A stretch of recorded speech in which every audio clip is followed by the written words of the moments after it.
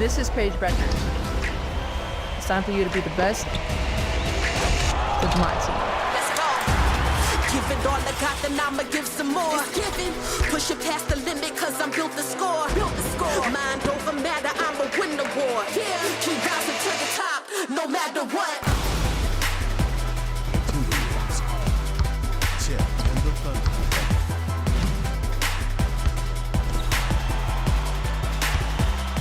No matter what. Yeah. I'm a winner, no matter what. Rising to the top, no matter what. Сайн бацгаана үзэгчдээ орой мэндийг хүргэе. Тун удахгүй NBA-ийн түүхэн 80 дахь улирал эхлэх гэж байна. Уламжлалт ёсоор улирлын өмнө 30 хоногт та бүхэнд хүрдэг 30 баг 30 өдөр нэвтрүүлэг хамгийн ихний дугаараа хүрэхэд бэлэн боллоо. Нэвтрүүлгийн платинум ивент тэтгэгч сайн сайхныг санхүүжүүлнэ. Голомт баг студид хөтлөгч Чулан миний би тайлбарлагч Тулах Нямбаяр нар ажиллаж байна. Орой мэндийг хүргэе. За үзэгчдээ бол олондоо орой мэнд хүргэе. Орой мэнд хүргэе.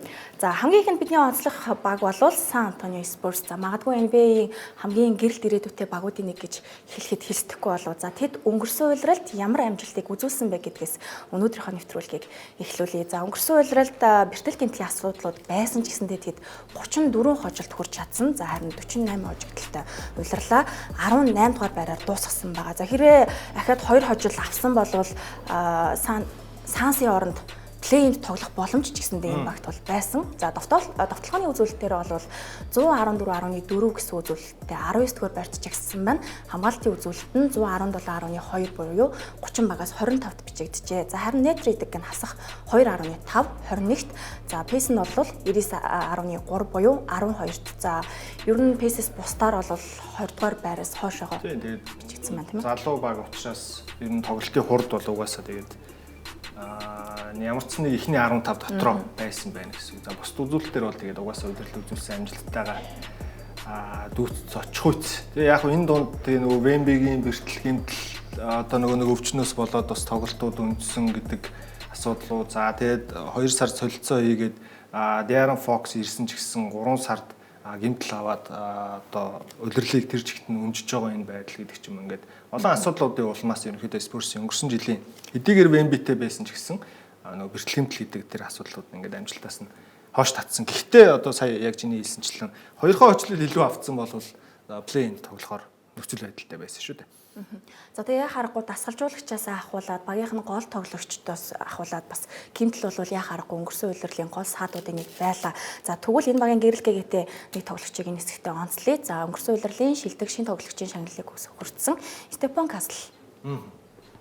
За тэгээ энэ тоглогчийн хувьд 81 тоглолтод оролцсон. 26.6 минутыг дундчилсан. Ингэхдээ 14.7 оноо, 3.7 самбар, 4.1 дамжуулалт, 0.9 бөмбөг таслалт. За тэгээ довтлогоо 42.8%-тай 3-аас 28.5% үзүүлэлттэйгээр шидэлтийн гүйцэтгэлтэй байсан байна. За тэгээд өнгөрсөн жилийн драфтын ангийнхныгаа ямартай ч бүх үзүүлэлтээрээ тэргүүлсэн шилдэг шин тоглогчийн шагналыг хүртсэн байгаа. Энэ тоглогчид та хоёрын хувьд ямар дүгнэлттэй байгаа вэ?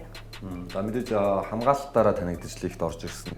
Хамгаалтын чадварыг нь бол бид хангалттай сайн харсан. Ялангуяа тоглогчийг бид тасалж ганцаарыг нь хувь хамгаалж байгаа хамгаалтан дээр багийнхаа бараг хамгийн шилдэг ур чухны тоглогч нь драфтлагдсан жилээсээ эхлэл мөн болох нь харагдсан. Тэгээд довтлооны үзүүлэлтүүд бол яг оролт гүйцэтгэх чадвар за тэр алхалтнуудаас нэг зогсоод довтлогооч тийм өөрсдийнхөө нэг өөрийнхөө онцлогуд бол байгаа. Ганц сул тал нь шидэлтийн гүйцэтгэл тийм найдвартай биш байгаа. Статистик үзүүлэлтээс нь хүртэл харагдаж байгаа. Тэгээ бас нэг давуу тал байсан нь юу гэхээр 81 тоглолт гэдэг бол том тоо тий. Одоо залуу тоглогч бол энэ бие ачааллыг авахд би энэ бэлэн биш байсан. Эхний жилдээ л ихэд гэмтлээс холуур байгаад 81 тоглолтод бараг улирлын бүх тоглолтод оролцсон. Гэхдээ минутын хувьд бол 26.6 харьцангуй бас бага минутанд ийм дэжгүй статистик үзүүлэлтийг дундаж алдсан. Тэгэхээр шидэлтээ сайжруулад минут нь ихсээд нэг тогтвортой тоглоод эхлэх юм бол энэ тоглогч бол 20 орчим онооч дундчлах потенциалтай гэдэг нь зөв харагдлаа. Тэгээ яг харахгүй Стефан Кастл тэгээд бүх хотын тоглолтын үеэр ч гэсэн бас нэлээд онцгой болж түүнийг бол ярьж ийсэн. Тэгээд яг одоо эн чинь нэлээд олон туршлагатай өөрөөсөө бол хамаагүй туршлагатай тоглогч нартай хамт тоглолоо шүү дээ. Эхний улиралтай гэхэд одоо Крис Пол жишээ нь байсан те. Крис Полтой ингээд заримдаа Крис Полын араас ч сэлгэнээс гарч иж тоглолоо. За удирдлын дундаас эхлээл гараар руу чилжиж тоглолоо гэд. Тэгээд тэгжсэн чинь 2 сард нь Darren Fox ирлээ. За тэгээ Fox ирэнгүүт үргэлжлүүлээд одоо түүний хувьд фокус нь гэмтээд явцсны дараа ингээ гарааных нь холбогчоор тоглоод явсан ч гэдэг юм. Ингээд маш олон зүйл түүний хувьд байсан. За гэсэн хэдий ч энэ одоо мэрэгжлийн төвшөнд бол түүний хувьд хангалттай ур чадвараа 27 минутанд 15 оноо гэдэг бол коллежд одоо энэгээр тоглогч нар чинь нэг за нэг 30 минут 30 гаруй минут л тоглож байгаа.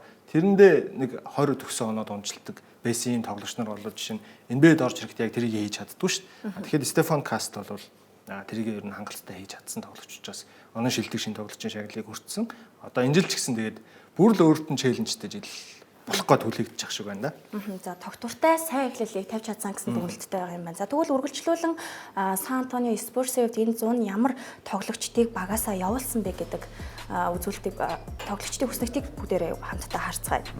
За Малакай Бранамиг бол Wizards руу солилцоонд оруулаад явуулсан. За Сандро Момгшвелиг бас чөлөө тагнуулаад гэрээ өгөөгүй тэгээд багаас яваад Raptors-тай шинээр гэрээ байгуулсан байна. За тэгээд Blake Wesley чөлөө тагнад болоод Blazers-тэй гэрээлсэн, Chris Paul бас чөлөө тагнад болоод Clippers-тэй гэрээлсэн гэсэн юм төдийлөн тийм том өөрчлөлт бол байхгүй мэдээж зүгээр энэ багт өнгөрсүүлэлт туршлага авчирж ирсэн залуу багт яа харахгүй талбай манлал гэж юу гэдэг хувцас хөрөнд багийнхныгаа хэрхэн удирддаг зэрэг хичээлийг Стефан Касл, Вемби зэргийн залуу ирээдүйтэй одуудаа үлгэрлж байсан тоглогч маань Clippers-тэй буюу хуучин өөрийнхөө хамгийн prime байсан багтаа нэгдсэн байна. Тэгээд ямарсан Крис Полын гарзал зүгээр хамгийн том гарзал гэхээс бусд нь бол ер нь харьцангуй бас гайгүй тий.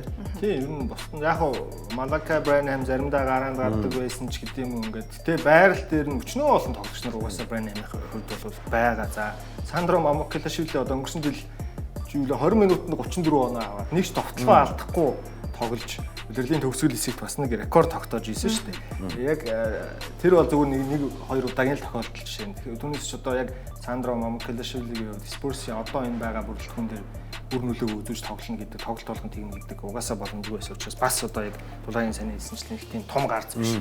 Тэгээд Blake Wesley бол угаасаа хоёр талд гэрээтэй ч байж исэн сүүл рүүгээ гэрээ гэж ингэлтлээд ингээ явсан тоглож учраас яг харахгүй. Хоолоос бусд нь бол нэг тийм гарцтай зүйл тоглогч нар болоо шаа. Гэхдээ бас нөгөө талаас харах юм бол хоол явсан ч гэсэн одоо бид нар дараа нь харуулах нөгөө ирсэн тоглогчдоос харах юм бол бас ч тийм нэг гарц гэж бодохоор ийм л байна л да. Тэгээ яг Поли өнгөрсөн жил хамгийн гол нь одоо энэ чинь лигийн хамгийн ахмад тоглогчдын нэг хамгийн ахмад 5 тоглогчийн нэг мөртлөө бүтэн одоо ингээд 82 тоглолтод бүгдэнд нь оролцсон. Яг заримдаа гараанаас заримдаа сэлгэнээс тоглосон гэдэг нь бас энэ ахмад тоглогчийн хувьд бол маш гоё том зүйл байсан л та. Залуу хөгжинд дэмжиж байгаа багийн хувьд бол бас залуу тоглогчдод том түлхэц болсон нөлөө үзүүлсэн ийм үлгэр жишээ ялангуяа Каслын сайн тоглосон шалтгаан бас мэдээж угаасаа Полтой холбоотой шүү дээ. Тэгээд дээр нь одоо холбогчийн байрал дээр Спурс угаасаа олон тоглогчтой болсон учраас Полын хувьд яг явуулсан харамсалтай. Гэхдээ угаасаа цаг хугацаа бол тэгээд доороос залуучууд гарч ирж байгаа учраас ийм зүйл болох нь ойлгомжтой байсан. Тэгээ Вемби зүгээр ер нь Полын талаар хэвлэлийн уралд дээр ч гэсэн удирдлийн дундуур ярьж ирсэн л да. Зүгээр Крис Пол нэгснээр түүний одоо сагсан биеийн философи ямар агуу болохыг бид зүгээр бэлтгэл дээр л гэхэд бэлтгэлийн эхний өдрөөс эхлээл ингээд ялгарч харагдаж эхэлж байсан. Тэгээд ер нь талбай дээр нэг тасгалжуулагчтайгаа хамт бараг тоглож байгаа юм шиг. Крис Пол ерөөсө дуугүй тоглолтоггүй тийм бүгднгийнхэн байрлалын зааж өгдөг талбай дээр хамгаалалт товтлого айл алин дээр нь удирддаг. Тэгээд сэлгээнд суусан үедээ ч гэсэн багаан манлайлал сувцлах өрөө бэлтгэл бүх хэсэгт яа харахгүй дээр нь Грег Попович тасгалжуулагч өвчин тусаад ингээд зодог тайлжсан. Ингээд энэ хүнд хэцүү үед нь бол яа харахгүй Крис Пол бол энэ багт усаагаар мэт хэрэгтэй байсан. Тий яа харахгүй Мич Джонсон тасгалжуулагч тэр нь хамгийн том өнгөрсөн жилийн одоо энэ чинь гинтхэн л ахлах болол одоо 86 оны тасгалжуулагч ийм залуу лигийн одоо хамгийн залуу тасгалжуулагчдын нэг болчиход байгаа. Энэ тасгалжуулагч тэр нь хамгийн хань болсон тоглогч бол угаасаа Крис Пол байсан баг. Одоо харин нэг жил ямарчсан тасгалжуулагч нь бол Полын ачаар бас бага базаа туршлагаччлаа. Тэгэхээр одоо залуучуудтайгаа шинэ үйлрэлийг эхлүүлэх гээд байж гин гэсэн үг дээ. За ингээд ямар ч тач Крис Пол Спурст өгөх зүйлээ өгсөн, ямар ч тач явсан. За тэгвэл шинээр гэрээгээ сунгасан тоглогчдыг хамтдаа харцгаая. За De'Aaron Fox 4 жилийн 229 сая долларын гэрээний сонголтыг өгсөн байна. За энэ гэрээн дээр та хоёрын хувьд ямар дүгнэлттэй байгаа вэ? Зөв гэрээ болж чадсан уу? Спурсийн ирээдүйд энэ гэрээний сонголт хэрхэн нөлөөлөх бол? яг Spurs өөрөө нөгөө жижигхэн зах зээлтэй ер нь драфтаар босч ирдэг ийм баг. Ер нь мэдгүй. Биний санаж байгаагаар одоо ойрын хэдэн жил Ламаркус Алдричлаа. Тийм Алдрич гэхээс биш өөрөөр одоо ийм нэг тоглогчийг солилцоогоор авчирчаад тэгээд ингэж том гэрээ өгсөн тохиолдол Spurs-ийн үед баг байхгүй. Алдрич Дрөөс нь хоёр санаанд орж ирж байгаа юм зүгээр солилцоогоор өөр багаас ирчээд доктортой бас нэг хэдэн үйлрэл тоглосон гэвэл. Сакраментогийн өгөхгүй гэдээсэн мөнгийг л одоо Spurs гаргаж өгч байгаа гэсэн үг шүү дээ энэ чинь. Яг энэ гэрээнд бол хатсан том гэрээ байна гэдэг дүгнэлтээ яг зарим мэдээллийн сайтуудаар бол гарч ирсэн. Гэхдээ тийм муу гэрээ бол гэж бодохгүй байгаа. Муугаар багаар утгад De'Aaron Fox солилцоонд үн хүрэх тоглогч л доо. Тэгээд залууч яг ид насны дээрээ ирж байгаа. Яг л prime үе дээр ирж байгаа учраас энээр бол муу гэрээ биш баха. За үргэлжлүүлэн түүний өнгөрсөн үйлрэлд үзүүлсэн статистик үзүүлэлтийг хамтдаа хараад ярилцаад явъя гэж бодож байна. Ердөө 17 тоглолтод гэмтлийн улмаас.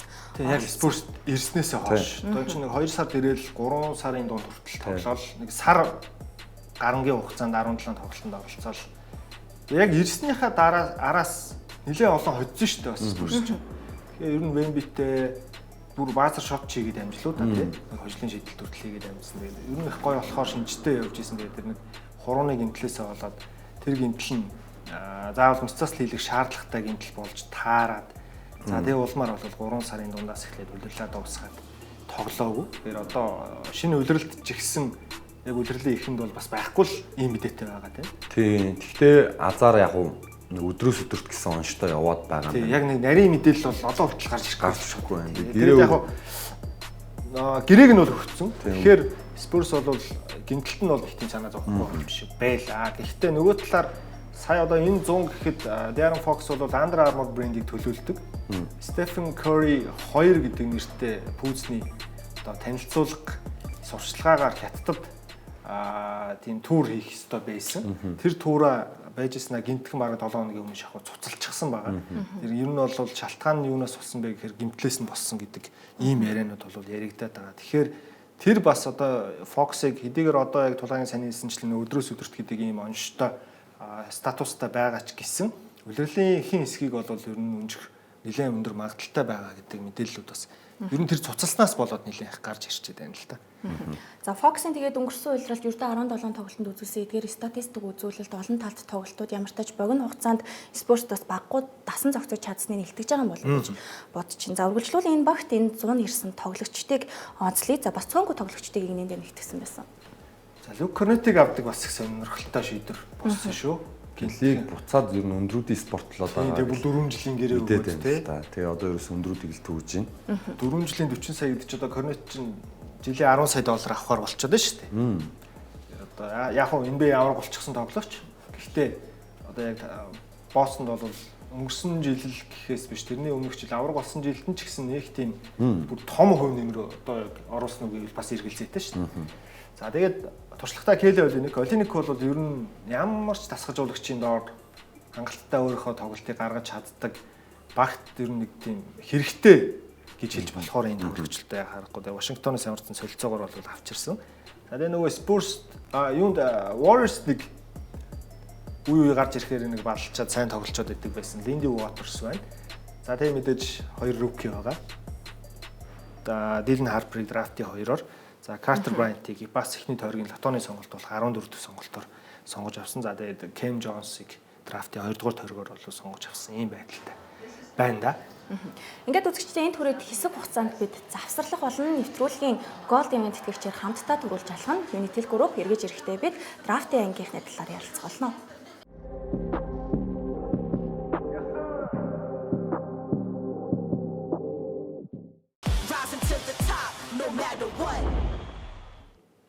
Эргэн тавтаа морил үзэгчдээ 30 ба 30 өдөр нэвтрүүлэг та бүхэнд улирлын хамгийн ихний дугаараа хүргэж байна. Өнөөдөр бид Сан Антонио Spurs-ыг онцолж байгаа. Нэвтрүүлгийн Platinum Event тэтгэгч сайн сайхныг санхүүжүүлэн Голомт банк. За үргэлжлүүлэн бид энэ оны драфтын 2 дахь сонголт буюу за Spurs-ийн хамгийн их анхаарлын төв болоод байгаа залуугийн талаар ярилцах болно. За Dylan Harper өнгөрсөн улиралд за 29 тоглолтод оролцсон. За ингэхдээ 32.6 минутыг дундчилжээ. За 19.4 оноо авсан байна. 4.6 самбартай. За 4 дамжуулалт, 1.4 бөмбөг таслалт. За тэгээд товтлогооны хувь нь 48.4, 3-аас 33.3% гүйцэтгэлтэй. За энэ тоглогч дээр ер нь ямар дүгнэлттэй, хүлээлттэй байгаа вэ? Ер нь ингээ харахаар яг лав шиг тоглогч юм шиг л харагдаад байгаа. Товтлогооны ур чадвар бол баг авсаач мундаг баг. Лигийн одоо 5 удаагийн авраг баха Брон Харпер ч Chicago Bulls, Los Angeles Lakers багуудад тоглож ирсэн бас шилдэг олон тоглогч байсан. Тэгээд хүүн ингээд одоо магадгүй ер нь аваасаа ч илүү өндөр хүлээлттэй. Яг статистик тоглолтын хувьд бол ингэж орж ирж байна. Тий. Тэгээд ер нь аав нь бол яг хамгаалтын мэрэгчлэн байсан. Хүүн хамгаалтын чадвар сайтай. Тэгээд тесрэлттэй хамгийн гол нь 3 төрлийн оноо авах чадвар бүгдийг эзэмшсэн гэдэг байгаа байхгүй. 3-аас шидэн, дундаас шидэн, бодтой талбараа ордог тоглолтыг. Нуруу чих өндөр байна л да. Метр 98 гэдэг чи одоо яг Kobe Bryant шиг л өндөртэй нуруулаг гэсэн үг шүү дээ. Одоо тэгээд өсөлт нь бас зогсоогүй байгаа шүү дээ. Тэгээд чад сурттай, мэдрэмжтэй. Яг нь шидэлтийн оролдлого, 3 шидэлтийн оролдлого гүйцэтгэл нь тийм өндөр биш аа. Гэхдээ шидэлтийн техник ерөөсөө сайжрах бүрэн боломжтой. Яг цэвэр шидэгчийн байрал дээр тоглохгүй ч гэсэн өөрөө бөмбөгтэй тоглолтыг тоглогчийн хувьд бол хангалттай сайн гүйцэтгэлтэй. Ерөн зөвөр энэ нэмдээ тэрэн тэмдээгээ хэлчих сул тал байхгүй л юм л тоглогч орж ирж байна. Тэгээд тэнч учраас драфтын 2-оор бүр ёстой нэг тоо чиглүүлж иж хэрвээ зүгээр юу гэдэг Cooper Flag байгаагүй бол энэ залуу нэгээр явуулсан тоглогч гэсэн үг л дээ. Тэгэхээр Spurs-ийг нэг талаасаа бас маш хазтай байж чадсан. За драфтын 2 гэдэг энэ тооноос гадна хүлээлт үүсгэж байгаа гол шалтгаан буюу скаутын тайлан бүгдээр үргэлжлүүлэн хамтдаа харьцгаая. За Рон Харперийн хүү Дилэн бол 2025 оны драфтын ангийн хамгийн шилдэг хамгаалагчийн байрлалын тоглогчоо. За тэр талбайн гадна дотроос оноо авах чадвартай. За түүний хувьд том сэтгэл зүйтэй тоглолтыг төгсгөх чадвартай нэгэн. За түүний хувьд мөн хамгийн том давуу тал нь биеийн хүчний тоглолт сайн, маш сайн хамгаалттай. За ур чадвар, тесрэлт, биеийн хүчний тоглолт зэрэг давуу талаа ашиглан ур чадвар дээр суурилсан сакс тоглолтгоо. За эцэст нь Харпер бол өндөр түвшний дамжуулагч бөгөөд талбайг мэдрэх мэдрэмж сайтай гэсэн байна. За харьцуулсан тоглогчид нь бол маш их анхаарал татсан. Джеймс Харден, илүү хүчтэй Коби Уайт, Кейт Канахэм гэсэн тоглогчдод харьцуулсан. Тийм энэ нуруу өндөр учраас ер нь Канахэм чинь бас 2 м гарцсан өндөртэй мөртлөө холбогчоор тоглоод байгаа шүү дээ. Тэгэхээр тэр талаас харах юм бол Дилэн Харпер угсаа харьцуулагдах хэмжээнд баг. Яг одоо нөгөө Fox-ыг холбогчороо тоглоод тэгээд Дилэн Харпер удирлын эхэнд бол шууд гараараа харин гарах нь уу яах нь? Яг зүгээр Харпер Fox удирлыг гэмтлээ эхлүүл гараанд эхлүүлэх байна. Fox ороод ирвэл сэлгэнээс нэг ядаж 2-3 сар ч юм уу 2 сарын орчимд сэлгэнээс туршиж үзээд Стефан Кайсл гараанд 2 номер дээр тоглох байх. Ягаад тэгэхээр Стефан Кайсл өнгөрсөн үеэр нөгөө бөмбөгөө тоглож чадна гэдгийг харуулсан. Тэгсэн. Дилэн Харперт одоо зүгээр өөрийгөө хөгжүүлэх нэг чадвар байгаа гэж бичсэн байсан нийтлэлийг уншилсан. За тэрэн дээр бол бөмбөгөө тоглох чадвараа харахгүй энэ жил тийм төвшин ахиулах шаардлагатай. Тэгжиж энэ багийн уртлын кор сайн бүрэлдэхүүн гурлаа хамтдаа талбай дээр байхдаа эсвэл 2-2-оор ээлжлээд байхдаа үр ашигтай байхад нь илүү сайжирна гэсэн энэ нийтлэл уншсан. Энэтэй бас санал нэг байгаа. Гарааны бүрэлдэхүүнийг харахад л угаасаа дараа нь гараан дээр ярих бах. Хамгаалалт бол нэлээд сайтай байж болохоор харагдаад байгаа. Дилэн Харпер жалгаагүй, Стефан Касл жалгаагүй. Энэ хоёрын аль нь ч гараанд гарсан хамгаалтан дээр бол ер нь багтаа нөлөө үзүүлж чадах үс энэ хүчил. Fox ч гэсэн зүгээр ер нь дутуу үлдээдэг. Kings зүгээр өөрөө довтлооны сагсан бөмбөг тоглодог гэсэн учраас Fox-ийн тэр хамгаалтын үзүүлэлтүүд угаасаа онцлогдож харагддаг байсан. Fox үргэлж карьерийнхаа туршийн 2-оос дээш бөмбөг тасалтыг дундчилдаг хамгаалтын бас мэдрэмжтэй. Тэгээ байрал дээр ч гэсэн тийм жижиг битээ тоглогч биш. Холбогчийн байрал дээр гэхэд бас л метр 90-с дээш болохоор энэ гурвын хослол зүгээр нэг зүйлэн төстэй байгаад байна. Гурлаа юм нэг юм дундын занаас хөвчлээ оноо. Ер нь гурвын шидэлт нь баталгаатай биш. Тийм л сул тал байж магадгүй энэ уртлын гуравт. Түүнээс бусдаар энэ гуравт бол өөлөд авах юм үнэхээр байхгүй. Тэгээд зохицолгоон дээр ч гэсэн би бол зүгээр болоо гэж бодоод байгаа. Бас нэг шалтгаан нь юу гэхээр Fox бөмбөгөө тоглож чаддаг байхгүй. Sabonis бөмбөгтөө тоглоод Fox ингээ бөмбөгөө тоглож чаддаг Kings-т харуулсан учраас энэ гурын хинж бөмбөгөө тоглож чадна, хинж бөмбөгтөө тоглож чадна. Одоо ер нь энэ залуучуудаас шалтгаалаад гарааны 2 номерын гол хамгаалагч байсан Дэвин Васел ер нь сүүл рүүгээ сэлгээний тоглогч болж мэдхээр нөхцөл байдал руу орж явах шиг байна да. Васелийг ер нь 3 дээр л тоглуулах гэдэг юм удаа л гэж хараад. Бараг эсвэл ардтаа 2 өндөр тоглуулад урдаан ям 3 жижиг л явах гэдэг. Васел яг цэвэр ганц шидэгч нь учраас өнгөрсөн үлрэлд бас амжилт таар байсан шалтгаан Васелийн гэмтлүүд байлаа шүү дээ. Тэгэхээр энэ үлрэлд ер нь гэмтэл нэдгэрчүүл Спурс харахгүй хамгийн хүлээлттэй байгаа багуудын нэг мөн байсан юм уу? За тэгээ ирсэн тоглогчид дээр драфтаас 3 сонголт хийсний драфтын 14 мөн анхаарал татаж байгаа. За Картер Брайант өнгөрсөн үлрэл 37 тоглолтод 19.3 минутыг дундчилсан. За ингэхдээ 6.5 оноо, 4.1 самбар, 1 дамжуулалт, 1 хаалт гэсэн үзүүлэлтийг дундчилсан байна. За тоглоом 46%-тай 3 шидэлтийн гүйцэтгэл нь 37.1 гэжээ. За энэ тоглогчийн хувьд за бас Спурст ер нь Сэлгэнээс ер нь олцоод явах болов уу гэж харж байна. Энэ нөгөө Спурст хамгийн одоо хэрэгтэй юм шиг хэрэггүй юм шиг ирлиз байгаа гэдэг тоглогч бол Келтон Джонсон. Яг л бадараа хараа ингээд дундчилж байгаа оноог нь харахаар боломжийн оноо аваад оноог чадвартай юм шиг мөртлөө хамгаалалт тийм сайтай биш. Яг гарааны тоглогч биш юмаа гэдэг нь ялангуяа өнгөрсөн үлрэлээс эхлээд харагдсан. Тэгмээд Келтон Джонсныг нөхөх ийм жижиг товтлогч бол өнгөрсөн товтлогчийн байрлал руу хувирчих боломжтой ийм комбо форвардыг сонгосон. Ер нь Спурсийн Дилн Харперс дутхгүй ийм гой сонголт болчлоо гэж хараад байгаа. Ер нь зүгээр энэ тоглогчийг үзэгчд маань хэрвээ анзаарч тогтнож харж амжаагүй бол Кигэн Мурэтэй төстэй гэдээ хэлчихэд буруутахгүй Кингсийн. Кигэн Мурэтэй маш төстэй. Ураас шидэлт сайтай. Яг нь шидэлтийн орлого өнгөрсөн жил зөв 2.3 гэдэг их тийм өндөр шидэлтийн орлого байгаагүй. Гэхдээ шидэлтийн гүйцэтгэл сайтай. Энэ бол 3 шидэд за бараг цагаар бодоход 3 шидэд нэг нь хийждэг л тоглогч гэсэн үг шүү дээ. Тэгээд цаа харж байгаа хамгаалтан дээр итгэх зүтгэлтэй тоглолдог. Тэгээд хамгийн гол нь өндрөөсөө хамаагүй илүү одоо үеийн яг өөртөө адилхан өндөртэй тоглогчдоос нэг илүү юм юу гэхээр гарын алд нь байгаа. Маш урт гартай гэдэг энэ. Өөрөө 2 м 3 см. Алд нь болохоор 7 футын тоглогчийн алдтай адилхан байдаг байхгүй юу. Тэгэхээр энэ тоглогч бүр маш урт гартай. Тэгэхээр энэ урт гар нь хамгаалтан дээр яа харахгүй тус болно. Тийм тэгээд драфтын 14 гэдэг бол лотоны хамгийн сүүлийн сонголт. Энэ эхний 14 сонголт гэдэг бол угаасаа гэрийн эхний тойргоор сонгоцсон учраас баталгааждаг ийм тоглогч нар байдаг. Тэгэхээр энэ тоглогч өнгөрсөн жил Аризонагийн их сургуульд хэдийгээр олон тоглолтод оролцсон ч гэсэн 5 удаа гараанаас тоглосон байна. Ер нь бол их сургуулийнхаа сэлгээний тоглогч байсан хүн лотоны сонголт болоод ороод ирчихнэ гэдэг чинь энэ тоглогчоос Спурс ер нь шилдэг 6 нэг юм харцсан л байгаа гэсэн үг. Ер нь сэлгээний гол тоглогчоо гэж тийм төлөвлөгөөтэй авч байгааг үсв. За Спурсын энэ хоёр драфтын тоглогчийн хувьд бол маш өндөр хүлээлтийг үүсгэсэн та хоёрын анализ дүгнэлтээс сонсгож гисэндээ маш аюултай сонсогдож байна. За үргэлжлүүл скаутын тайлангийг хамтдаа харцгаая. За Брайант бол урт чацрахаг, тэсрэлт болон төрөлхийн биеийн хүч сайтай, олон талын хамгаалтын чадвартай нэгэн. За Аризонод өнгөрсөн улирал бага ашиглагдсан ч NBA чихний жилдээ бага ашиглагдана. За гэхдээ хөгжих боломж бүрэн дүүрэн 3-аас шиддэг, хамгаалдаг тоглогчийн үүргээр замналаа эхлүүлэгч товтлооны чадваруудаа хөгжүүлээд багийн гарааны тоглогч болох боломжтой. За түүний сайн тоглогч гэж үнэлэгч драфтын ангийнхаа элит тоглогч гэж үнэлэхгүй. За түүний хамгийн том давуу тал нь хичээл зүтгэл, хөдөлмөрч байдал. За тэр өөрийгөө хангалттай харуулж чадаагүй байгаа. Гэхдээ ирээдүйн гэрэлтэй хэмээн харж байна гэжээ. За харьцуулж буй тоглогч нь TJ Warren гэсэн байна. Яг ер нь илүү сайн хамгаалттай TJ Warren л гэж байна. TJ Warren бол нуруулаг ер нь чиддэг л тоглооны тоглогч байсан шүү дээ. Баблд 50 он авч ирсэн ч гэдэм юм. Тэр талаас нь харах юм бол гэтээ NBA карьер нь тийм урт байж чадаагүй. Тэгэхээр саяных скаутын тайлан дээр бол илүү хамгаалттай гэж учраас онцолж байгаа учраас ер нь NBA-д бол хамгаалттай тоглогч ажилтаа явж идэг.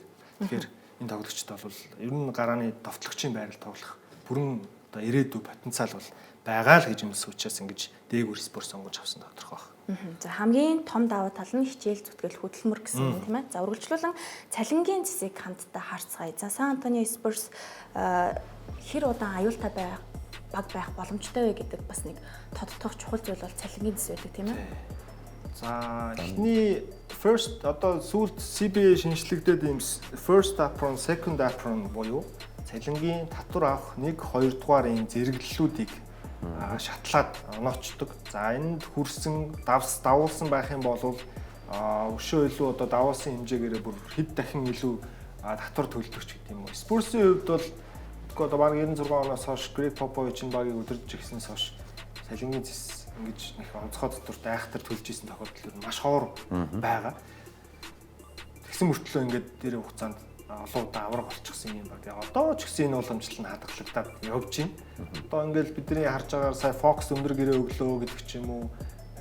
За Дэвин Васел жишээ нэг 2-3 жилийн өмнө бас том гэрээ авч ирсэн гэл энэ том гэрээнүүдийг харахаар байгаа боловч нөө жил болгоо NBA маань цалингийн зэс өөрөө өсөд явж байгаа учраас эндээс шалтгаалаад Spurs бол дандаа тэр лимитийг барьж байгаа. Одоо эхний апрон төрөхөд дахиад 12 сая дутуу байгаад байна шүү дээ. Чи нэг сайн тоглогч авчих хэмжээний мөнгө. Одоо багийн нийт цалин 186 сая гэж байгаа. Энэ удирдлийн багийн яг нэг ер нь тогтоосон цалингийн зэс бол нэг 196 сая орчим дээр ер нь татвар бодогдож эхлэх ийм зайнууд бол байгаа. Тэгэхээр тэрийг даваагүй байгаа учраас санхүүгийн хувьд бол ямар ч зэн эрх жилтэй асуудалгүй байхаар харагдаж байна. За онцгой татвар төлөхгүй хэрнээ өсөн дэвших боломжтой тоглогчтой олон байгаа нь бас сайн үзүүлэлт. Шууд нөгөө 26-27 оны улирал дээр нь хараа явчээ тий.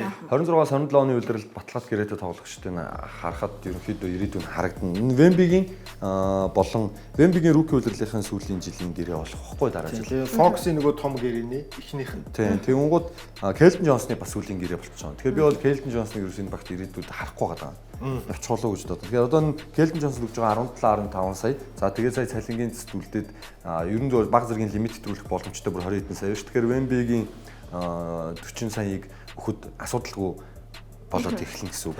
Харин өөр шин тоглогчид тэр хооронд нь ингээд солигдоод эхлэн л дээ. Тэгжидэл тэрний дараа жил Василийн сүүлийн жилийн гэрээ болоод эхлэн ч гэдэг юм уу те.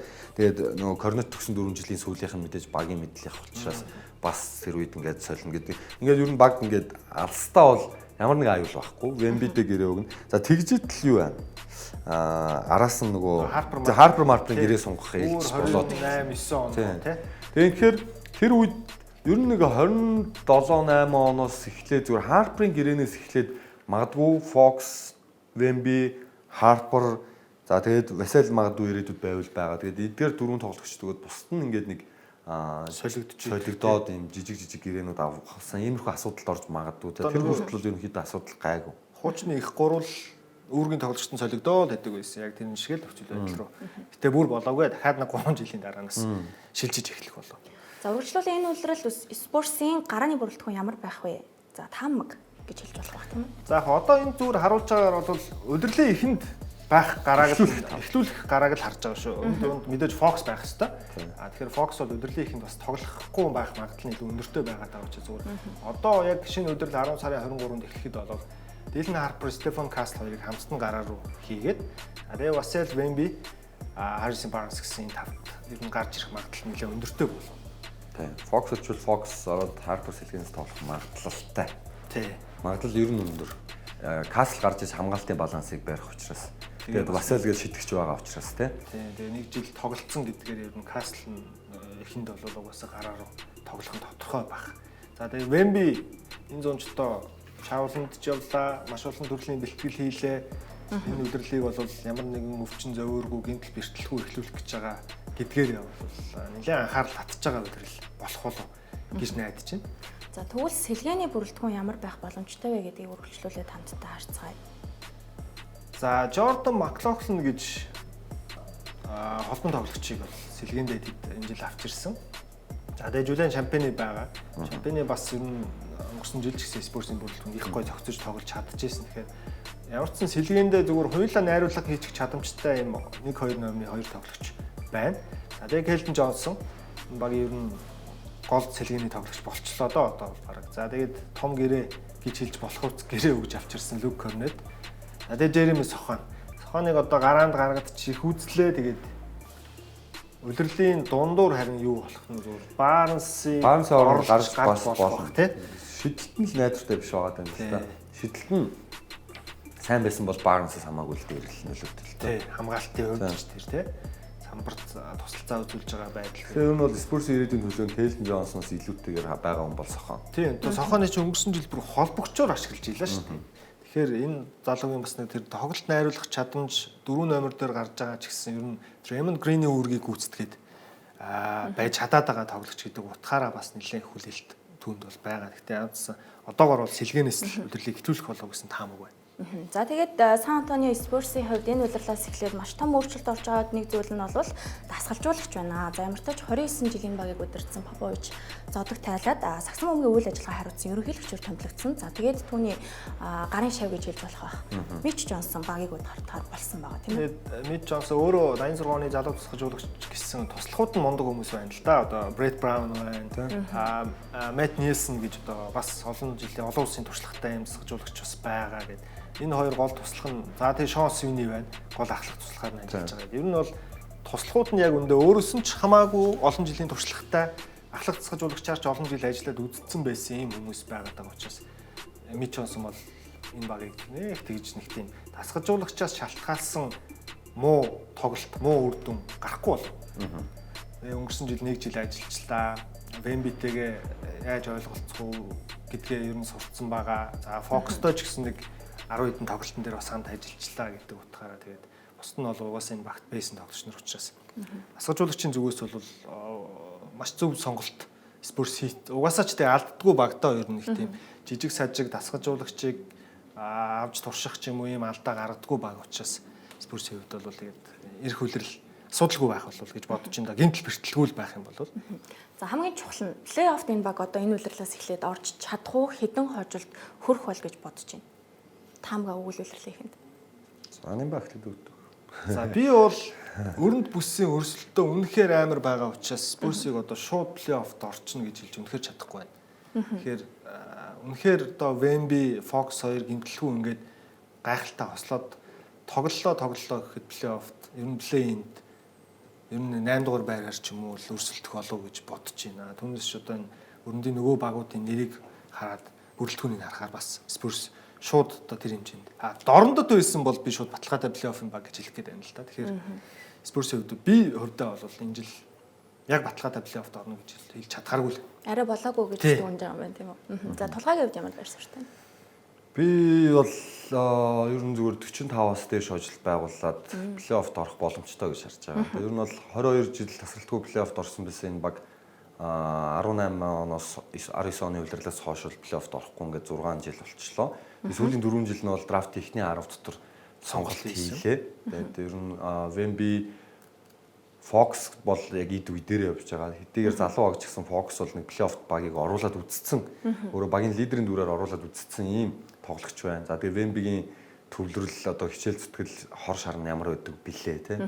Тэгээд энэ дээр бол би Stephen Castle, Dylan Harper хэдийгээр залуу ч гэсэн нэг плей-оффын орох хэмжээнд нь том тусалцаа үзүүлчих болов гэж итгэл хүлээлгээд байна. Тэгэхээр ямар ч гэсэн зүгээр нэг улирлын төгсгөлд бол 8-аас 10 дугаар байранд бичигдэж байгаа плей-инер шийдэгдэх болов гэж бодож байна. Эхний 6-аараа харах орж чадахгүй. Магадгүй 7-оор плей-оффт орохыг үүсэхгүй.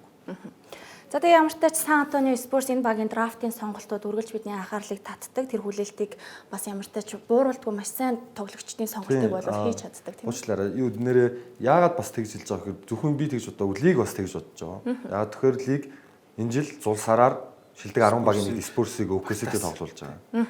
Тэгээд Spurs-ийн хувьд залуучуудын хувьд энэ үлрэлийн хамгийн чухал өдрүүд юу гэхээр зул сарын тэр өдрүүдээр 2 дараалж аврагуудтай тоглоно. Тэр үед өөрсдөө батлаа харуулж гялцах цаг нь байх болно л гэж бодож байна. За баярлалаа. Ингээд үзэгчдээ Сан Антонио Спurs-ыг онцлсан 30 ба 30 өдөр нэвтрүүлгийн энд хүрээд өндөрлүүлж байна. Нэвтрүүлгийн Gold Event тэтгэгч хамтдаа төрүүлж алах нь Unitel Group. Баярлалаа үзэгчдээ. Баярлалаа. This is Paige Breckner. It's time for you to be the best. It's my team.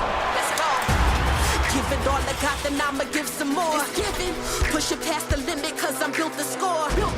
Mind over matter, I'ma win the war. Yeah, keep rising to the top, no matter what.